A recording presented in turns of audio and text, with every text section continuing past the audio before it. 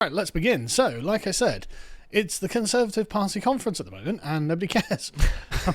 Well, it's funny because Not even the Conservatives. Like, I just said to you, like, oh yeah, you know, people jumping ship to reform or whatever, and you were like, you know, it's still going on. When I just said, oh no, it should have been after the conference that they announced it. But no, I had no during idea. the conference. We'll get to that. But before we begin, Stelios' course on ancient Greek virtue ethics is now live. Go to courses.lotus.com to go and check it out. And on Thursday at 6 p.m. This week, we will be doing a free webinar where we discuss why we need to restore Aristotle to the moral center of our daily lives. This is deeply important, and we're going to explain to you exactly how Aristotle got dislodged, because of course, for 1,000 years, Aristotle was the philosopher. The Christians, of course, spent, 1,000 years explaining to everyone why Aristotle was not only good and useful, but also could fit within a Christian framework. And then the Enlightenment was like, actually, we could have no ethical framework. How about that? What if we just have rights claims? And that ruined everything, absolutely everything. So part of the restoration of the West is returning to Aristotle. So go courses.lotus.com, go sign up at the webinar. It's free, and we'll see you on Thursday. Anyway, right. So the Conservative Party will love the Conservative Party, and I think it's worth remembering that they are really the stewards of the terrible condition of the country at the moment. Labour began the process. They set up the institutions, they opened all the doors, they created all of the stupid hate speech laws and all that, and the Conservatives are like, yeah, now we need to maximise this. What we need to do is just have more hate speech laws. What we need, for example, Nadine Dorries with the online safety bill or whatever it was. We need that. We need maximal immigration, of course, under the Boris wave. And then, of course, we'll put in the first Indian Prime Minister, which people didn't vote for. And he'll be stood there with a little coin saying, "Diversity built Britain. Thank you so much, Conservatives." And so, I don't know, man. I'm just saying it was a weird gamble, but it's put them down to third place. So this is the second poll that I've seen. And this is from after Keir Starmer was like, oh my God, Nigel Farage is the enemy. This is from after when he was like, indefinite leave to remain is racist. And Nigel Farage is now up in the polls to 35%. This is the second poll I've seen. I guess that resonates with the electorate. I've been warning people about this when they were like, oh, Boris called them letterboxes and bum boys. And it's like, yeah, maybe that's an advertisement to some people, actually. Morons keep saying it. So anyway, the point being is reformers storming ahead of the polls and the old parties are just dying. Reformers got nearly as much as Labour and Conservatives combined. This is pretty bad for the old uni party. And I mean, just a quick detour, it's especially bad for Labour, but it's also incredibly bad for the Conservatives. So this is an amazing seat projection. Oh my God. Based on I've this. not seen that yet. Just 20 seats. the Conservatives down to 20 seats. Oh no, the Southwest is a Lib Dem stronghold. Unfortunately, That's dystopian. It is. It's annoying because Reform could come down here and get some business arguments going for, a more open market and for lower taxes. Probably win over sort of like, the sort of small businessmen down this area. Do you know what that could be, actually? It's It's because a lot of... lack of proximity to migrants. Yes. Because that's basically how you predict Lib Dem voters. You find the whitest areas and they'll vote Lib Dem. Yeah, which is why Ed Davies on a timer, because he's in like the outer London area, a very wealthy middle class area, but it's diversifying now. So Ed Davies on a timer. But anyway, so the point being, I mean, Labour are projected to lose 85% of their MPs, which down to 58, which is brutal. You could see the smidge in London, like it's literally it's The gonna London be Party. the London Party. Yeah. And then you've got the Conservatives who'll be down to 20 MPs, Oh, which, I mean, like half the SNP. Yeah. beautiful. It's mad. Like, this is genuinely, if I were in the Conservative Party, and the Labour Party actually, I'd be fucking panicking. Like, guys, we are going to get creamed. What are we doing? What is Nigel Farage saying? What we'll do is we'll just go slightly to the right of that. You know what I mean? That would be my plan if I were these guys. But they're not doing that. They're instead having their conference and pretending that the Titanic isn't sinking. Oh my gosh. This is a speech by the Shadow Chancellor Mel Stride. Right. You ever heard of Mel Stride? Nope. Who's Mel Stride? No idea. No idea. Who cares? I've seen busier local council meetings than that. That's really embarrassing. Unironically, if I were to be like, yeah, right, I'm having a live event this weekend I would be able to draw more people than that every single time. Yeah, not even close. Yeah, Exactly. Not even close. This is crazy how little people are interested in this party. Now, it's not to say that every single one of these is completely undersold or anything. I'm pretty sure there are. I thought there were. I bet. There were some pictures. I thought there were going to be pictures of the actual. I bet you about half of the people there. Mel Probably. Who. I saw, Mel Who. That made me laugh. I bet half of those are journalists as well. Yeah, or employed by the party, by her staffers and stuff like that. So it's just like, okay, very interesting. There was another one. Here's the members' debate on free speech. Oh my gosh. 55 people. Oh dear.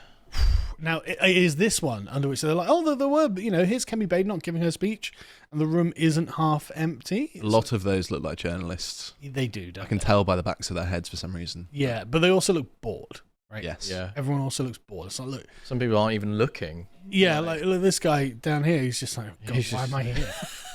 This guy here, what am I doing? Yeah, what am I doing here? Existential. They probably turned up very late, so they were already bored. Entirely possible. But yeah, so there were people like, no, there were some people there for some of it. And it's like, okay, that's great. But I thought there were more pictures than that.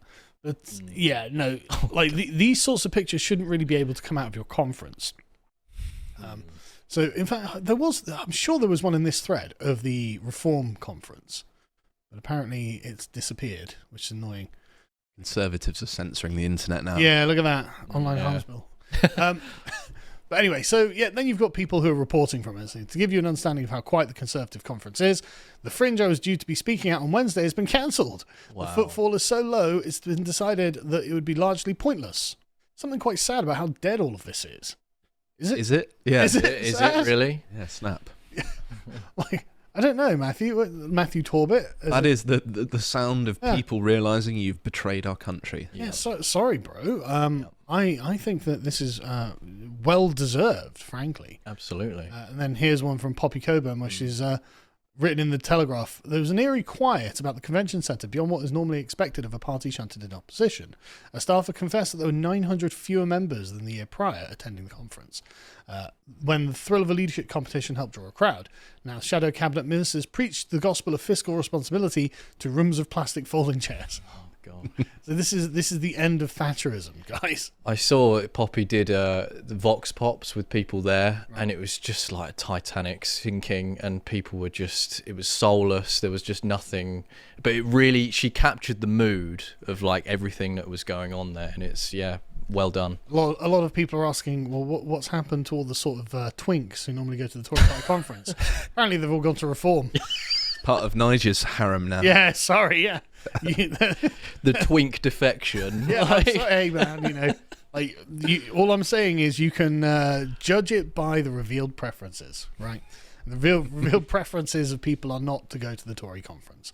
Anyway, then you had Matthew Syed, who recently joined the Conservative Party, which is a strange thing. But you'll see here that he says, Farage is a socialist. What?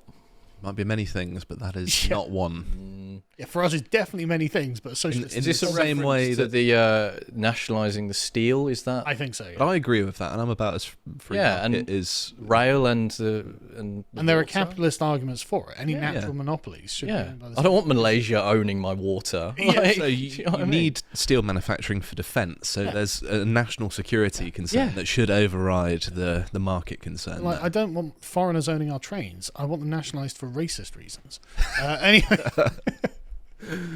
Anyway, then you had James Cleverly. This is an attack line they're repeatedly using at their conference. Nigel Farage is a socialist. Oh dear! Are you morons? They just don't know. He's a Thatcherite, isn't he? Of course he is. And actually, like him towing back the Thatcherism is actually him restraining himself, because he understands the sort of blue Labour types are also patriotic and will vote Reform if he's just not a free market extremist. And so to be like, Nigel Farage is a socialist. No one believes that. No one thinks Nigel Farage is a socialist. Don't know why you're saying it, you absolute morons. What are you doing? Is this the same James Cleverly that said pale, stale? Would you remember that? He may have remember that? Pale, stale and male. Yeah. Pale, stale and male about Parliament or whatever, or something of the other. Well, I mean, that is true, but let's see, if we go back to the map, it seems to be what people actually want out of the Parliament, right? Yeah. If they the diverse Conservative Party was like, yeah, look at this, diversity coin. Aren't you thrilled with immigration? No, everyone hates it. Look what we're going to do to you. In all fairness, Reform does have the Bangladeshi nationalists lining up waiting to that is get true, the seats. but they will complain that Reform is far too white when they win. Anyway, so then you've got Kemi Bade not being like, right, okay, we're going to get these Reform guys, we're going to show them what for. You know what you are? Trans conservatives. You wear the clothes of conservatives, but they aren't real conservatives, says the African immigrant who's like, I identify as British. Are you trans British now? Is that how this works? Also, that's not really a very good attack line, because it's just like, this thing, the conservatives that you all love, they're trying to be like us. Yeah. You're dragging yourself down as well if you're saying that. Really. Other people aren't real conservatives as we crank open the borders, ramp up the amount of public spending. Sorry, sell everything we own off to foreigners. Sorry, I'm not really buying it, African immigrant in charge of the Conservative Party. I actually now agree with the journalist who said it's quite sad. Yeah, I get that now. It's incredible. I love this one at the bottom. I've never physically cringed harder at an attack. I thought calling Farage a socialist was bad, but also saying they're trans conservative. That is just embarrassing. Right? You guys are useless, and the real cherry on the cake here is this. When Labour negotiates, Britain loses. Oh, no. Also, the packaging looks like budget chocolate. It does look like budget chocolate. Oh, dear. It looks like the stuff you get in Tesco for 20p. But moreover, why do we care what you think of Labour? Because they're not going to win either, right?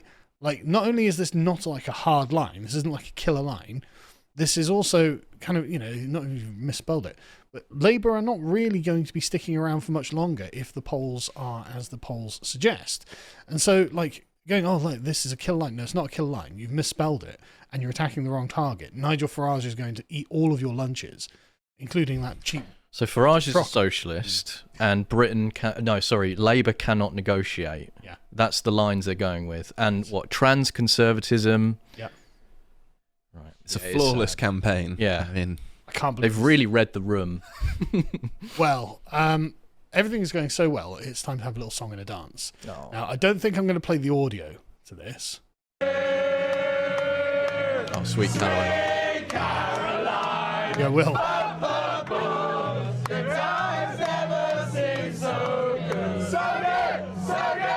it's the entire Tory party membership in that room. It is, but this feels like condemned men.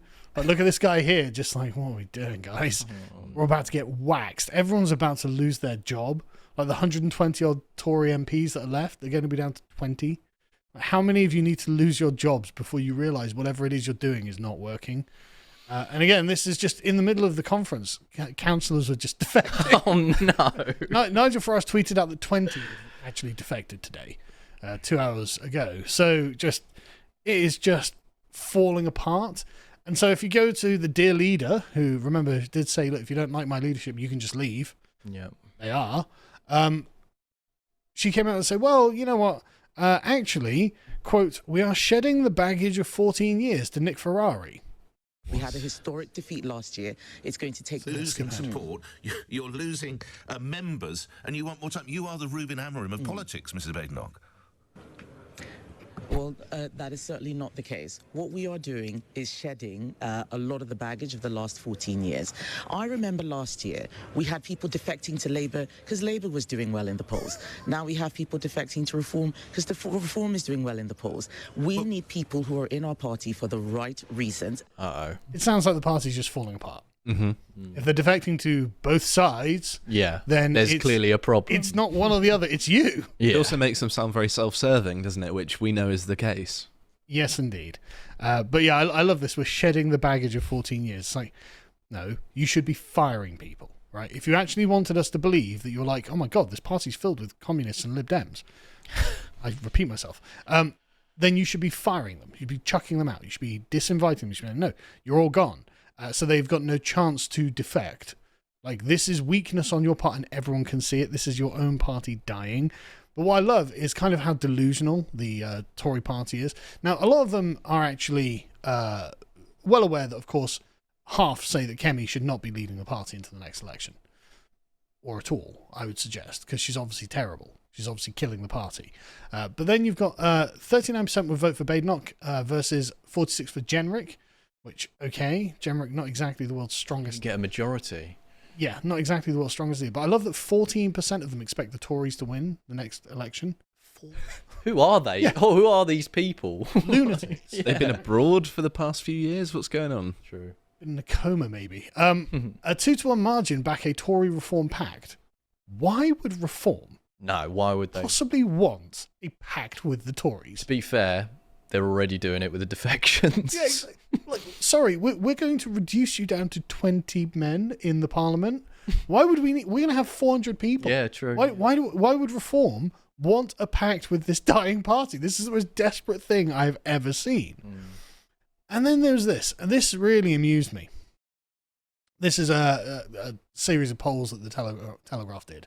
And so Reform voters are like, about half of them are just like, no, I'm not having any of it. You know, only 30% like, yeah, I would vote for the Conservatives. But in the Conservatives, only 80% of their own supporters would vote for them in the next election. Like, That's pretty poor. a fifth of the Conservatives like, no, I'm not going to vote for our party. Oh, no. Nearly, yeah. What's that? I don't know where the additional 1% went, but that's nearly 19% that's either no or I'm not even sure I'd vote for the party I'm a member of. Yeah. That is okay. I mean, as you do, you know. And so this is just very, very, very strange things going on in their own party. As far as I can tell, the only thing that came out of the Conservative conference that was actually good was ex-Australian Prime Minister Tony Abbott, because he was just like, just capture them and release them in the wild.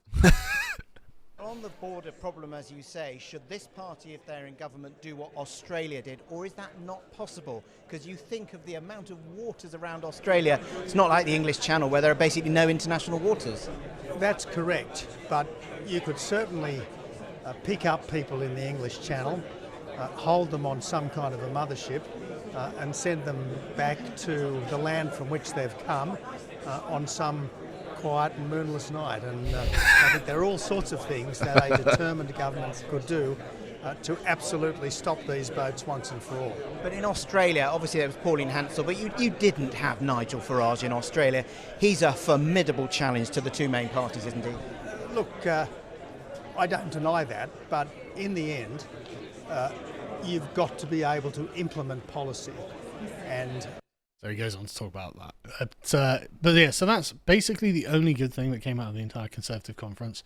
Like, it's genuinely embarrassing, and it's a party that is on its own. It is on its own self-imposed death march at this point, literally like a baton death march in the Conservative Party. Like, you've done this to yourselves. You've betrayed us repeatedly, and we're very tired of you. And frankly, I'm glad to see Nigel Farage just stomping all over them. Like, you know, I got my objections to some of the things Farage has said in the past, but who cares, man? You know, he needs to wipe out the old consensus from the 20th century. He needs to destroy these people. And it's glorious that it's happening so quickly as well. I thought the death of the Conservative Party would be a gradual decline, but no, it's rapid and it's well deserved. It's Nigel coming into the nursing home with a pillow and smothering it. The last Tory. Yeah, exactly. Yeah, no, I'm really enjoying watching it. So it's become apparent that there's something wrong with modern morality. There is something wrong with what we think in which the good life consists. And that's why I asked Stelios to write me a course on how to be moral. Because thankfully, we happen to have a long history, written history of morality that we can actually call upon here. And we can actually reconstruct it ourselves. And so I asked him to write me a course on ancient Greek virtue ethics because he happens to be an Athenian philosopher with a PhD in philosophy. So who better to do it? Well, thank you very much for this.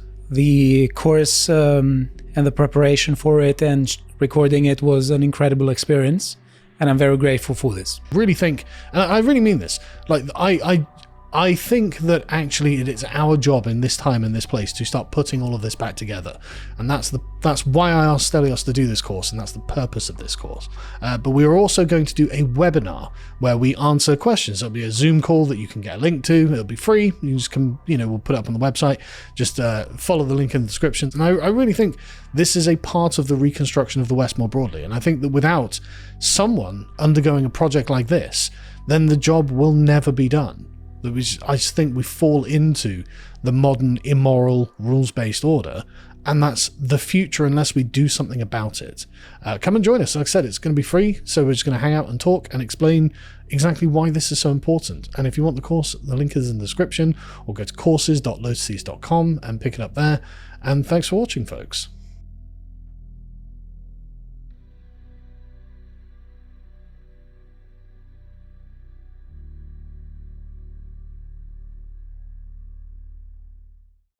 If you would like to watch the full uncut version that is also uncensored, head on over to lotuseaters.com to find out more.